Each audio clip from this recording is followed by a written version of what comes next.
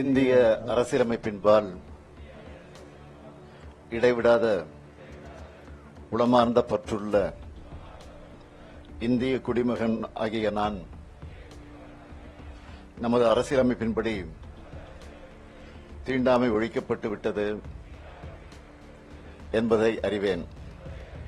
தீண்டாமையை அடிப்படையாக கொண்டு எவர் மீதும் தெரிந்தோ தெரியாமலோ சமூக வேற்றுமையை மனம், வாக்கு, செயல் என்ற எந்த வகையிலும் கடைபிடிக்க மாட்டேன் என்று இதனால் உளமாற உறுதியளிக்கிறேன்.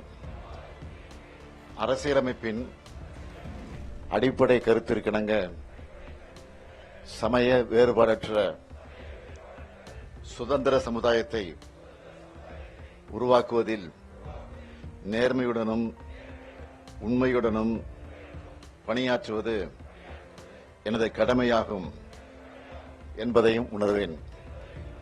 இந்திய அரசியலமைப்பின்பால் எனக்குள்ள முழு பற்றிற்கு இது என்றென்றும் எடுத்துக்காட்டாக விளங்கும் என்றும் இதனால் உளமாற உறுதியளிக்கிறேன்.